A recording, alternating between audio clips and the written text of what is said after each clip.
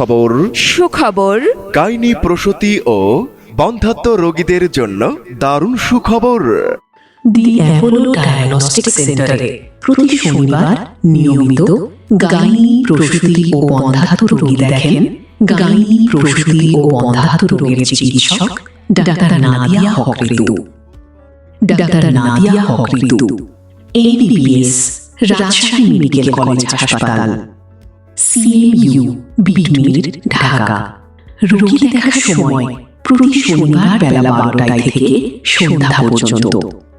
রোগী দেখার সময় প্রতি শনিবার বেলা 12টায় থেকে সন্ধ্যা পর্যন্ত। চেম্বার দি অ্যাপোলো ডায়াগনস্টিক সেন্টার, গোল চত্বর, সুইদ মার্কেট, দ্বিতীয় তলায়, শেরপুর রোড, ফুলপুর, ময়মনসিংহ।